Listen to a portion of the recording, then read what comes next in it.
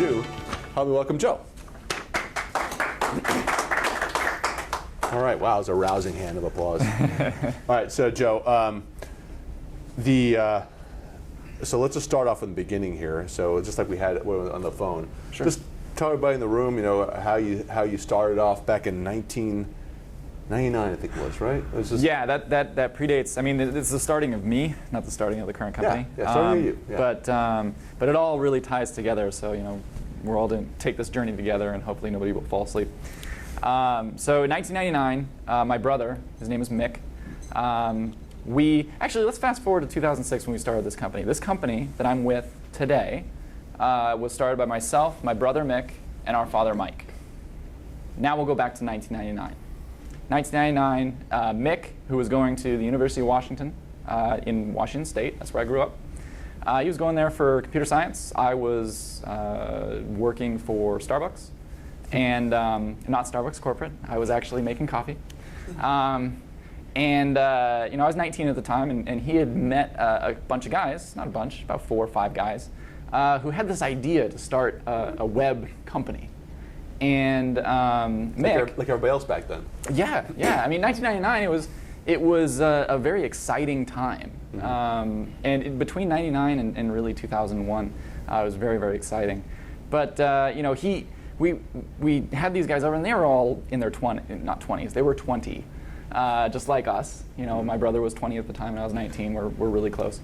And we got together, and they said, we're going to start this company. We have some ideas, and this is what we want to do. And my brother knew some of this. He was going to school for computer science, and he actually brought home some early versions of Photoshop, some early versions of Flash. Does anybody here know what Flash is? Mm-hmm. It's Adobe Flash now, but back then it was Macromedia Flash.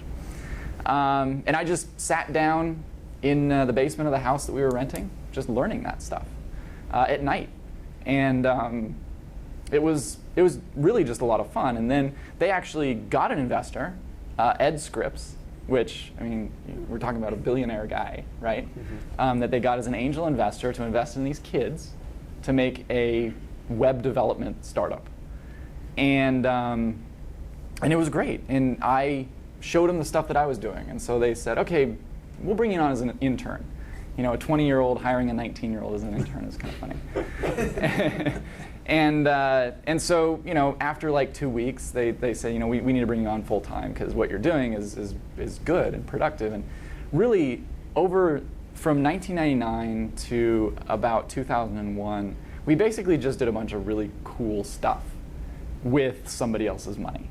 And I got to learn technology starting with design. I started in doing design work in Illustrator and Photoshop and doing Flash work with web design and things like that. And I started to do development in JavaScript and really learned that I really liked developing.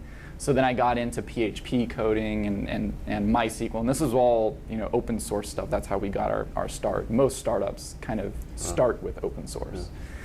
Yeah. And then we started actually getting some traction with Macromedia. Macromedia recognized what we were doing. We created one of the first data-driven Flash sites. It was actually a community for other Flash developers. It was called Shock Fusion. And that was really fun. We got to see some guys go from nobodies to kind of internet famous. Joshua Davis, his name was PlayStation. He was one of the users on Shock Fusion, which is pretty cool. He's an artist up in New York. And we also got to see other kids, Flash developers who were like 15. A kid named Darren Lewis from the UK. He was 15 years old, and we did this competition, and he won the whole thing at 15 years old. And the internet at that time, it was kind of cool because you didn't have the preconceived notions of, this is a 15-year-old kid, he can't do this, right? He's able to electronically do it without his face being there and everybody knowing that he's 15. And he was actually the best at it, which is really cool. And then from recognition that we got with Macromedia, we started doing some work for Sony, which is where my first patents come from. I did UI design and kind of R&D work for Sony Design Center, San Francisco. UI. Mm-hmm. Sorry, user interface design work. And Sony, I got to say, that's a company that I respect. very much so.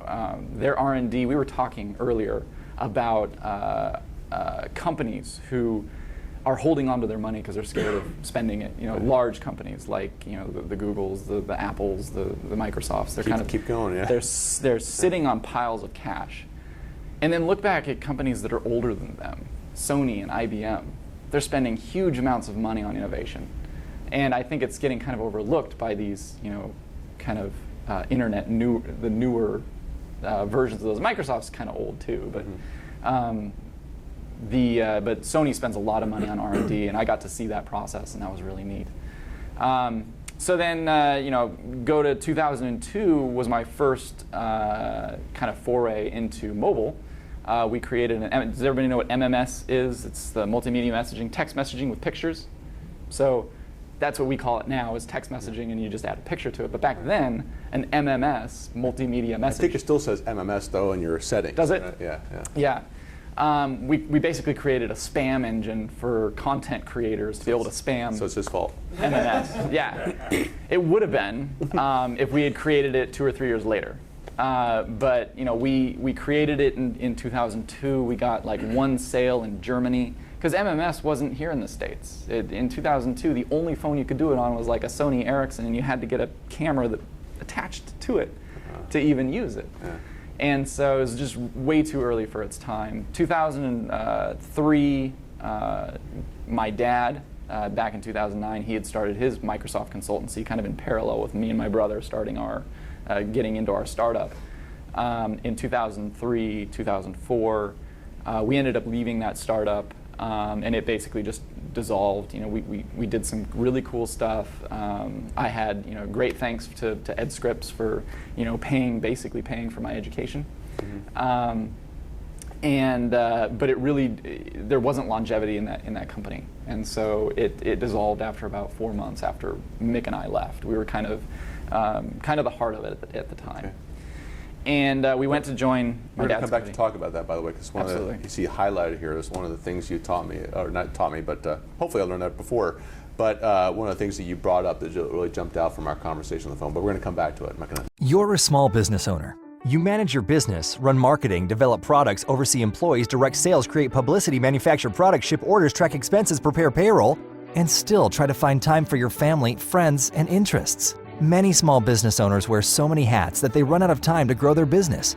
They're busy being busy, and both their business and their personal life suffers. Now, small business owners no longer have to face these problems on their own. Created 20 years ago, the Growth Coach's proven system has helped thousands of small business owners grow their businesses and find balance between their personal and business lives. The core of the Growth Coach approach is our quarterly strategic business owner coaching program and proprietary system for business growth. Each quarter, a select group of small business owners come together with a certified growth coach to learn the strategic mindset process, share ideas for business success, and prepare for unprecedented growth. The process helps hold owners accountable to the goals they set for true implementation success. If you're ready to grow your business and regain control of your life, call the Growth Coach. We'd love to talk to you. The Growth Coach.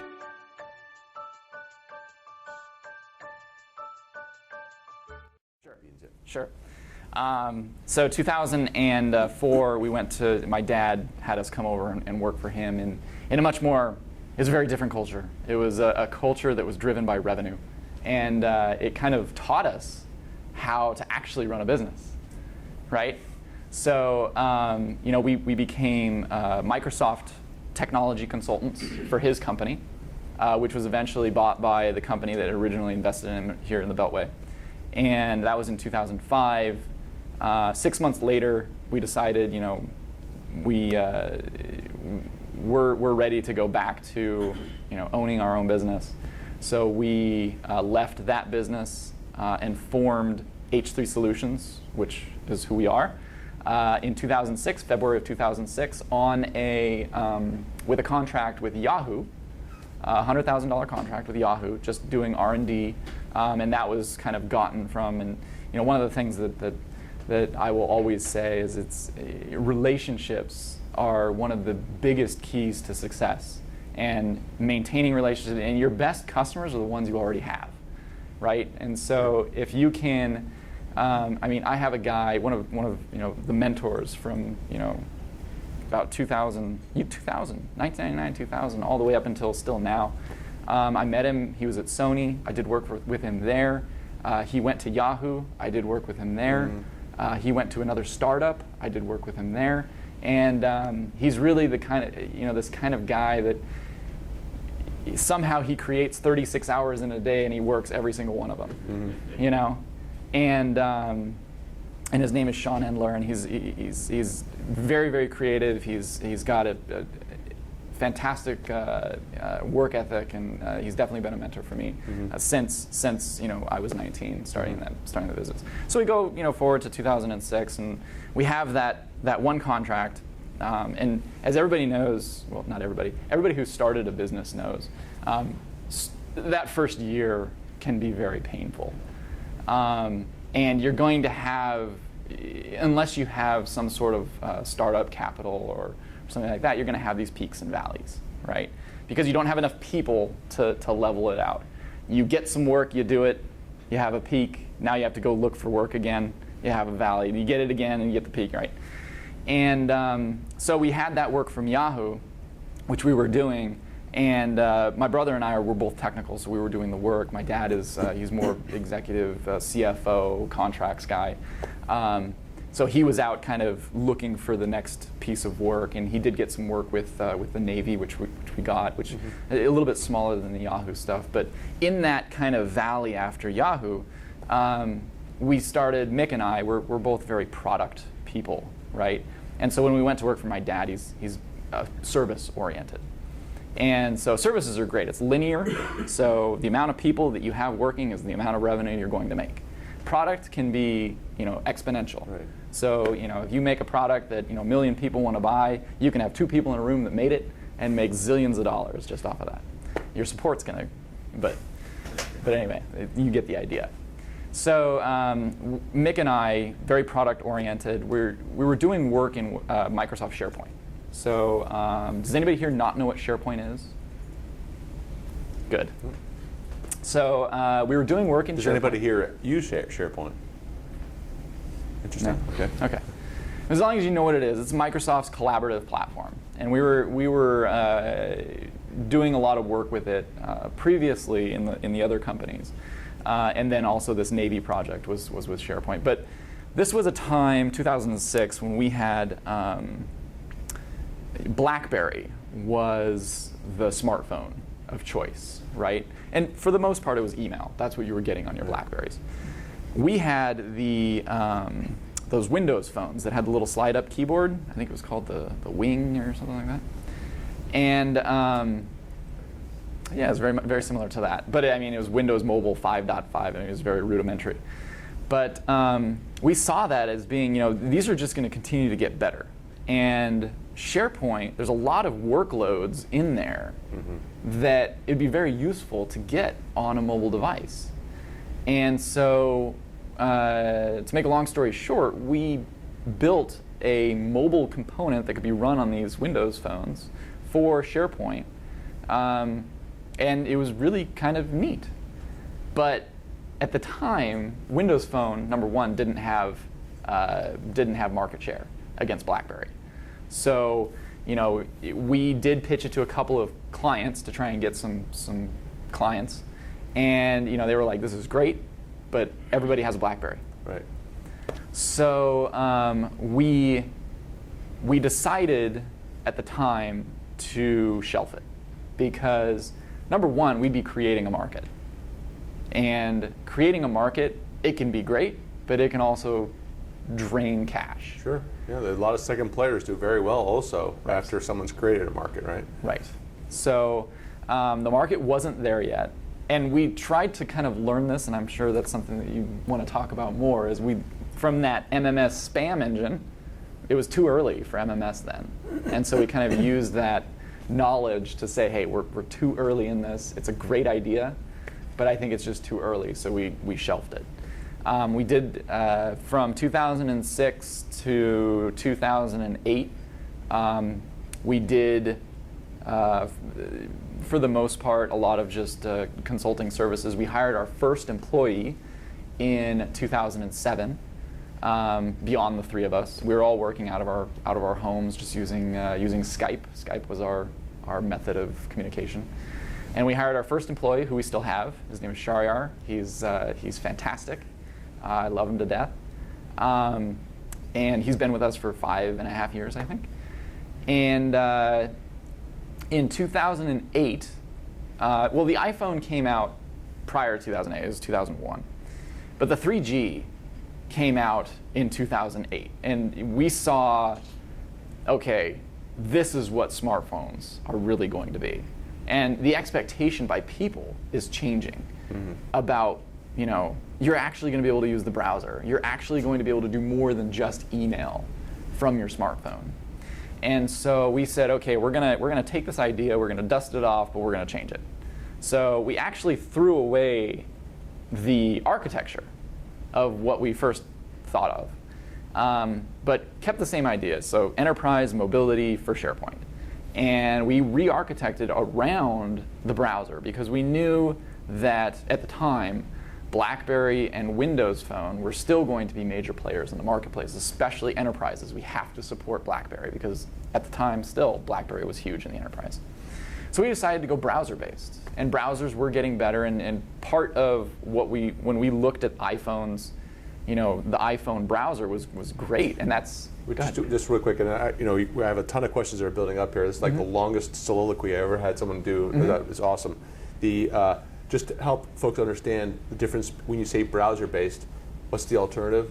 Oh, an app, sure. So we made our application something that lives on the street. It's like a website that you go to on your phone, whether intranet or extranet, right? So to give you an example, it would be the difference between either opening up the Facebook app on your phone or going to facebook.com on your mobile browser, right? So, and by choosing the browser, we're inherently cross-platform. So at the time, it was BlackBerry and Windows Phone, but actually very good thing for us, it supports Android as well, which is the worldwide leader in smartphones right now. And so we built between 2008 and 2009 the first version. We went live in 2009 with our first version of our product. Got our first customer for the product, actually down in Norfolk, is a naval contractor. About 25, 26 days. I don't know the precise number, but after we launched, and it's been again. We still were early in the marketplace. We still kind of were one of the first players in this kind of SharePoint enterprise mobility space. We are seeing more players come in, but we've seen the product revenues have been 100% increase year over year since 2009. So each year you're doubling since Yes. 2009. Wow. Okay. Yeah. Well, I don't want to stop you, so keep going. Was there anything else you want to finish in terms of the story of? Well, once in 2009, I believe we were 6 people, and we hired our 7th, a full-time salesperson from. She was ex-Microsoft, so she has tons of ties into both Microsoft and Microsoft partners, and she knows the ecosystem. And she's our full-time business development manager and the head of our sales. And we hired her in 2009, and then we've grown since then. Now we're up to 19, possibly 20. We've got somebody who's onboarding soon, so we'll say 19 right now. Okay. Well, so let's go back to 2003. So when you took your startup, the little startup you were working on, that you weren't making a lot of money, right? And so one of the things that your big takeaway is that from that you learned a lot of ways not to make money. Yes. You basically just blew through Mr. Scripps' money, right? Yes. And so tell me a little bit about your experience there, right? Because one of the things that's great from our conversation we're having so far and we had the other day is that I think this is going to be a great video just for an interview for entrepreneurs.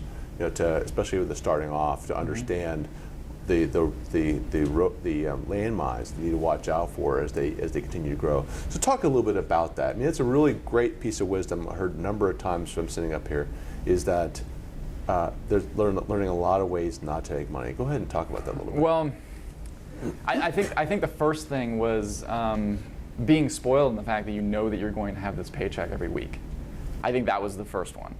An angel investor who is investing in these kids, this isn't happening anymore, I don't think. Mm-hmm. I can't imagine an investor investing in these people and not really checking in on them, not really keeping them in check, because he didn't. Well, in the angel market, though, you never know. I mean, it's still. Yeah. I mean, it's not that there's a set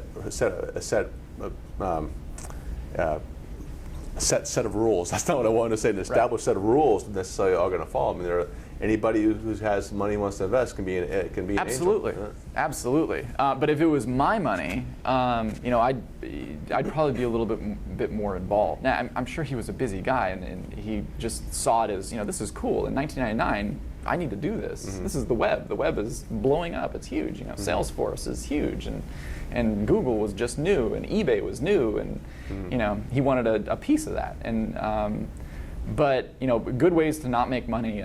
Don't think about revenue. I mean, for the 4 years that we were there, I don't think we ever thought about bottom line or P&L or anything like that. Mm-hmm. We kind of flew by the seat of our pants, taking projects as they came in because they were cool. And so I think there was zero accountability, and that was probably the best way not to make money. It's part of the reason why we've really bootstrapped our company now, is because we're 100% accountable. And I talked about that first year being peaks and valleys, but the first year was lean. So would you consider, if you had a choice, I can bootstrap, or this is an angel beating down my door, says he wants to give me $500,000. Here's $500,000. I really like what you guys are going to do, and you're bootstrapping it, and you see that you have some opportunities coming up, but you're not sure if they're going to close or anything like that. So say, do I take the $500,000, give them this equity stake, or do I go over here and just keep trying to find work? Which option should one take right now? Generally speaking, of course. Yeah, I think it really depends on what it is that you're building. So who are you? What's your company? Mm-hmm. Are you building a widget, and this angel investor is that widget extraordinaire, and he can get you into all the different places? It's really, if you can get a relationship with him and it's worth 45%, 50% of your business, mm-hmm. That's worth more than the capital you just got. Sure. Right? So it depends on who he is. It also depends on your team. Mm-hmm. So if I could have a great idea, and it was me and my brother Mick who we keep each other accountable, mm-hmm. then yeah, I would take his money and go, we each get 25, he gets 50, and we build it and make a bunch of money together. Mm-hmm. But if you have kind of an idea but don't know how to form the team, how to do it, you just have the idea, and you're going out to an angel and he's saying, sure, I'll give you $500,000. Now you have to figure a whole bunch of stuff out. Mm-hmm. I think you're going to waste a lot of, probably the majority of that $500,000 just figuring out how you're going to do it. Right. Do you know who Yannick Silver is? I do not. There were several of you who heard Yannick Silver when he spoke here in March. This is one of the biggest things he learned, even though he had a tremendous amount of success before his current venture. Tremendous amount of success. One of his rules for maverick entrepreneurs, he has 34 rules, I think the 34 rules, is that bootstrap as long as humanly possible. And now as a financially successful guy, he was funding his own new venture, but he turned out that by him funding his own new venture, he was willing to write big checks to allow things to continue to grow. He's going to do it the right way. He's going to build a real business. And he figured out that I'm violating my rules. But by not bootstrapping, I was allowing people to not make innovative decisions, or to not take risks, or not work the hours that are necessary to make something really great happen. And he found himself in the same situation, even though he's writing the checks from himself to his own business. Mm-hmm. And so he stopped all that and made the business just go ahead and start and run itself. Had to lay a lot of people off and start from the get-go, but he said it transformed his business simply by going back to those rules of bootstrapping and not accepting money as long as humanly possible. Yeah, so, I think that's one of the biggest lessons that I learned from that first business was revenue is king. No matter whether you have an investor or not, if you don't have revenue, you won't have investors for very long. Yeah, so let's talk a little bit more about that.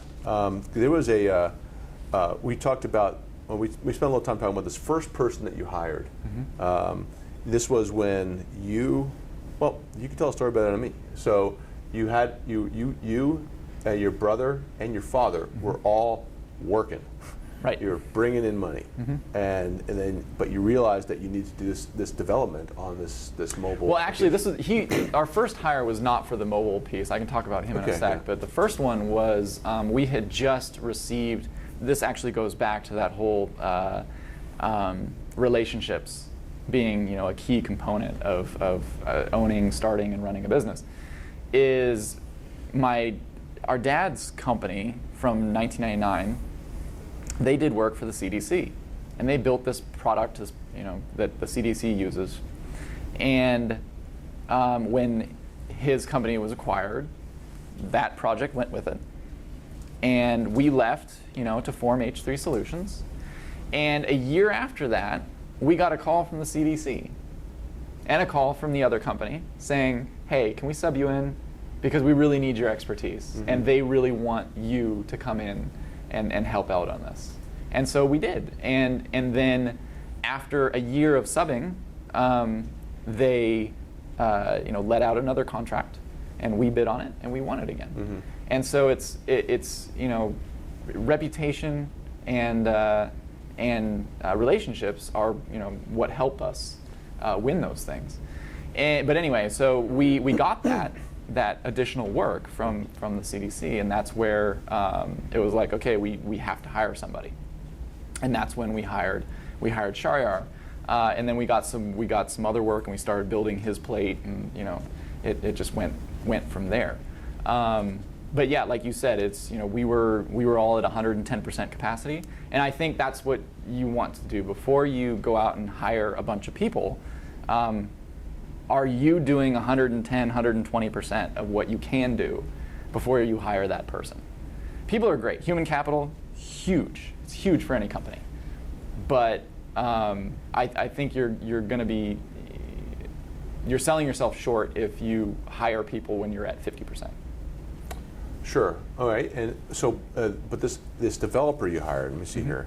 This was one reason I wanted to bring this up was that you could have done the work yourself. You right. and your brother right. could have gone after it and done it yourself. Yeah. And I think the mistake that I know that the mistake that a lot of entrepreneurs make is that they will say that I'm the only guy who can do that. Right. And so as you guys are delivering work and making money, bringing money in the door, and you're 110%. Right. So then, where do I find this extra set of hours from right. to do the app development, right? And a lot of entrepreneurs will choose that. I'll just burn the candle even more. I'll cut it in half so I can burn it at four ends, instead of hiring somebody to to help me do this. Right. But you chose wisely in this case. So this was December of 2008. So Mick, my brother, and I had done the development of our mobile product, the first version of the first version of what is there today, the web-based one. Between September and December, we built basically kind of a pilot, I guess, or a proof of concept of what it would be. And we worked long nights, and it's kind of funny back in our startup in Seattle days. I remember Mick. He had one 4-day stretch where he didn't sleep. He stayed at the office. I've done that. The entire time. I mean, he was loopy. He was seeing things. Yeah. And this was 2008. I'm 28 years old and he's 30. And so we're like, we're gonna go all night and do this. And about 1 o'clock, we're like, okay, we're gonna go home and get some sleep and start again in the morning. But But anyway, so we did build out a proof of concept, basically a roadmap, a blueprint, and we went out and looked for an engineer to come in and help us with this vision. And we hired him in December. He's still with us today. He's a fantastic developer. And he's basically, we've been able to allow him to take ownership of the code while we maintain ownership of the vision and the roadmap. Oh, all right, interesting. All right, so I was trying to go through some of the mistakes that we talked about here, and I want to make sure I don't get too far afield. So let's talk about some of the mistakes, because this is an interesting conversation we had.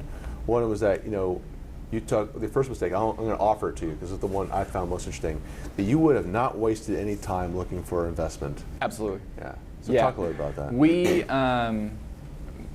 We had built out a working product, and we used some people that we knew that were at companies that had venture funding, and we went out and we did pitch to them, and basically we learned a lot from that.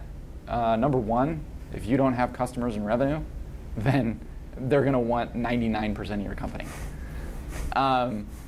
Number two, we were still in a market that was kind of emerging, not even emerging. We would be creating a market, and investors want safe bets. They're not necessarily focused around, there are some that focus around, kind of under the radar emerging technology, artificial intelligence, those types of things. Yeah. But when it comes to, a dude, his brother, and his dad coming to you with this mobile stuff, we didn't have the strongest pitch, and I wish we hadn't have spent the time even doing that. However, like I told you in the call, it's actually good that we did, because I learned a lot about that process, and I learned a lot about what they expect. And you have to come in with, I've already done, 80%, and I have these revenues, and with your money, we're going to take this to this. Right? You can't come in with, I have this product and this great idea, and here's my projection. Yeah, right? Yeah. So, I mean, unless you've got some magical idea that nobody's thought about that's actually going to work, that's what they expect. They expect revenues. They expect, actual, real types of projections that can be, that can actually be, quantified. So the other one was that you talked about the time it took you to move out here. Right. Yeah. So one of the other things is I do wish we had moved out here sooner. So Mick and Mike is my dad's name. They lived out here, and I lived in Seattle when we first started the company in 2006. And like I said, we were all working from home. And we hired our first guy in 2007. He worked from home. In 2008, we decided to move out here. We didn't have big plans for growth of the company, but we did know that we really needed to get the brain trust in the same geography, right? And so once I moved out here, it was 3 months and we had an office. And after the office, we had another new hire, and it just kind of snowballed.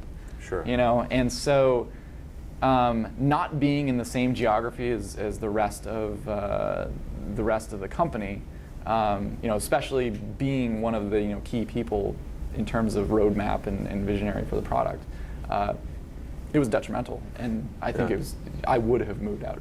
So this is something. What's the name of the new CEO of Yahoo? Marissa Myers. Right. This is an issue where she took a little bit of a beating for, right, when she decided that, okay, I'm going to stop the telecommuting policy, the Yahoo, and want everybody to come in. She took a little bit of beating for that out in the marketplace, but I understood where that came from. I mean, when everybody is geographically distributed and you don't have the right, so I'm going to add something onto it. If you don't have the right mix of talent to lead and coordinate, so you have to have both the leadership and the coordination tools, and it's just so, I mean, it can work, but it's so rare that it works well. And especially the leadership, right. I can't even imagine leadership being allocated across the country. Most guys I know who do who do interim CEO roles or anything like that are always flying to the company and managing it every single week. I mean, we were a company of 4, so it worked. Yeah. But we would have remained a company of 4. Remained a company of 4, absolutely. You can do all the little projects you want to as 4 guys distributed, but to take to the next level, yeah, because all kinds of things happen when you guys were together in a room, right? You talked about things, did things, right? Yep. Yeah, so I don't want to keep giving you mistakes that you made. And I hate saying mistakes because mistakes are great learning examples, right? I mean, if I hadn't made the mistakes that I made in running my business, I wouldn't have had the lessons that I learned from the entire process, right? But you said unrealistic expectations of how good your product would be adopted. Right. So talk a little bit about that. Anybody who makes a product thinks that when they launch, there's going to be a hockey stick, right? And that's really not reality, you know? Things take a while, especially in an emerging area like, for us, it's enterprise mobility. There's a lot of loops. We're a B2B type of business, and we sell into IT, basically. So when we're selling our product, it may not be IT's money, but we have to be blessed by IT, and and those sales cycles take a long time. Mm-hmm. And in the beginning, 2009, when we first came out with a product, we were at the SharePoint conference, which was in Las Vegas in 2009. And a lot of organizations came up to us, and we showed them what we had, and they were like, wow, that's neat. Mm-hmm. And that was their reaction, it's neat. Fast forward to 2010 in Texas at another SharePoint event, and we were talking to people, and they were saying that my CIO has given me a directive to have a mobile strategy in the next 6 months. Mm-hmm. So we got into the marketplace very early, but we had those product developer startup 1999 mentality of hockey stick, which we really should have been focusing on. It's going to take hard work. Yeah. It's going to take a while, and it did, and it has. But we're continuing to sell and. So tangibly, what could you have done differently? So I think it's more of just an expectation thing. I think. But those expectations hurt you at all? So what? Well, I think one of the things that we did, which if I could go back and do it differently, I probably would, is we put a big focus on partners, a partner program. And when I say partners, I mean our product is a platform that allows other Microsoft partners to go out and provide mobility to their SharePoint customers, right? And so we put a focus on trying to build this channel that would allow these partners to do this.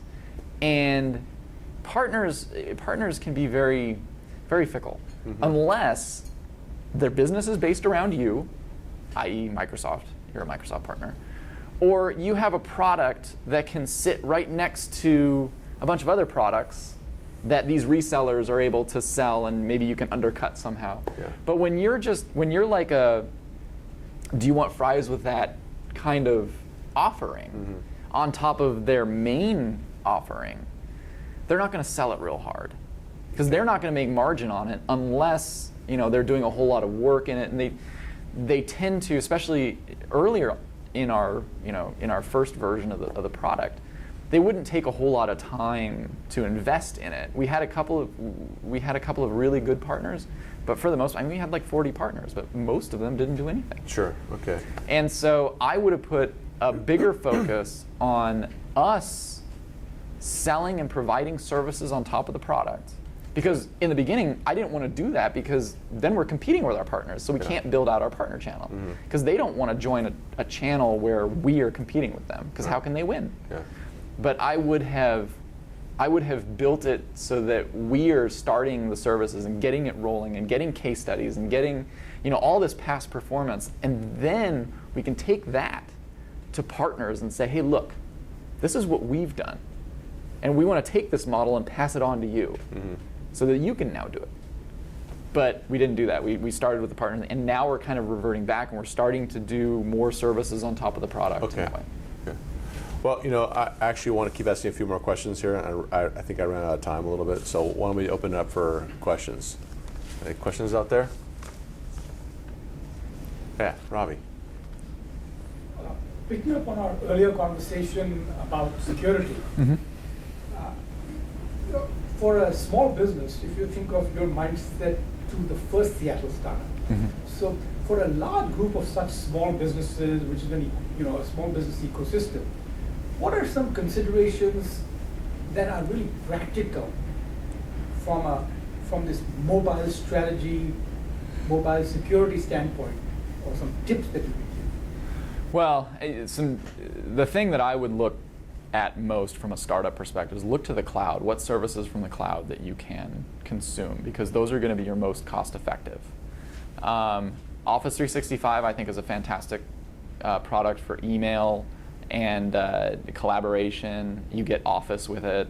From a security standpoint, Office 365 is not hardened, but I mean startups, they don't really need that.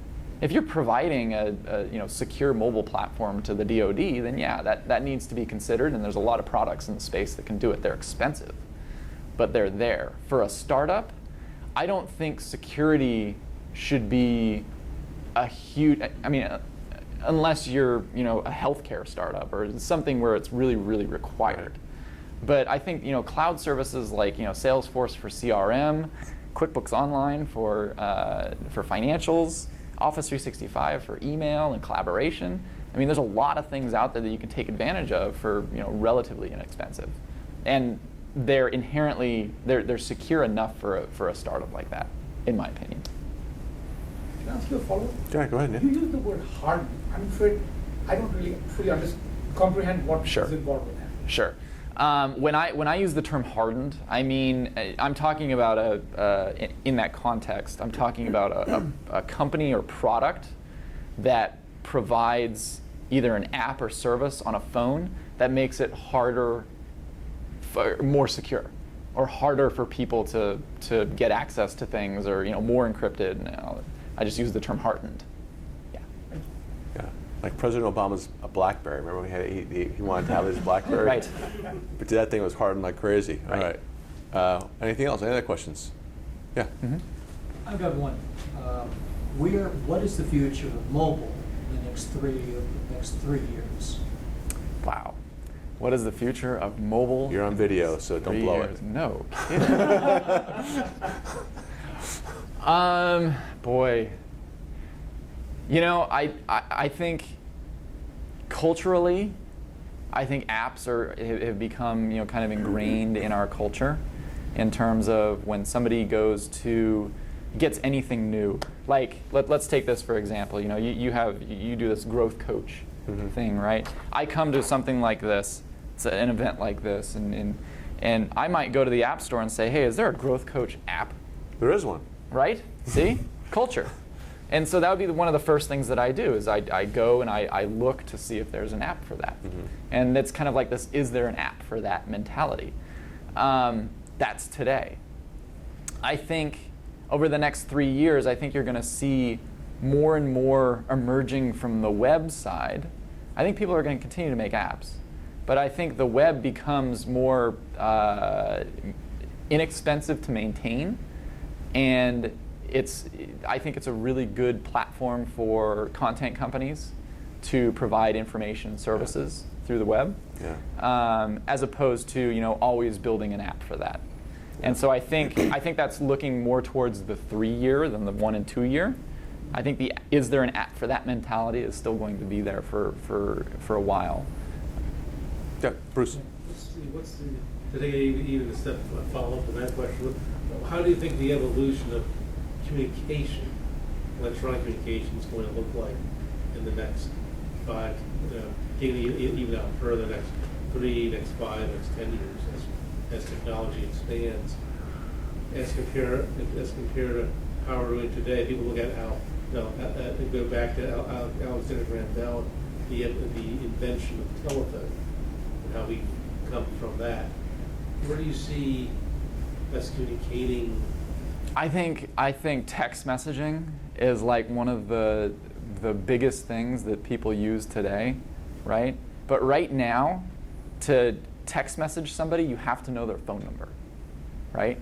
And so the next best thing to that, I guess, would be Facebook messaging. I think there's an opportunity to fill a gap between Facebook and text messaging that allows short messages to be sent between people without knowing their phone number, but then something that's a little bit more personal than Facebook. You know, I just loaded the app last week, I think, with Facebook. Facebook's been a Facebook Messenger for a long time, but they just didn't upgrade. Where now they're looking at every single contact in my contacts and integrating them with Messenger. You know, so that, and I'm getting updates every single day saying this person's now Messenger, this person's now Messenger. So Facebook is providing this, which BlackBerry used to, where you could. I think iPhone does the same thing too, where you can just, or Google does it too, where you can just communicate with all the users. But Facebook, since it's got the most users, right, is saying, hey, you know, we'll allow you to connect with them, not just if they've got a cell phone number, but if they've got a Facebook account or anything like that, we'll figure out a way for you to communicate with them. But I think, when you talk about the future, I think what people are most happy with today, and they'll continue to be happy with it in the future, is passive communication. So email, I guess, would be the first passive communication electronically, and that's going to continue. Email's not going away. I was at an event not too long ago where somebody talked about how email, why are you still using email? Because we have all of these social things. Yeah. It's like, email, it's huge. I mean, you can't get rid of email, that's ridiculous. Yeah. But passive communication like text and email, and there could potentially, like you said with Facebook, I mean, there could be an evolution there somewhere, but I think passive, I hope to see that evolve a little bit more. Okay. Anything else? We got, yep, you're the last question, Michael. All right. Joe, you were talking a little bit about the only way to protect is to continue to innovate. I thought that was a really interesting idea that maybe you could expand on the viewers. Well, yeah, we were having a conversation over there about being worried about losing your IP, and one thing that I mentioned is if our product, I could draw it up, a blueprint, how to recreate it in a week and give it to somebody. I've really only given them about 30% of my company because they don't have the brand, they don't have the support infrastructure, right, they don't have the knowledge. They're going to stay at that version for a while, and we're going to be at a next version in 2 months. Right. And so, a lot of startup companies or people who are just coming to market with a new product, they're kind of scared to come to the market, without having so many things lined up and ready to go. Yeah.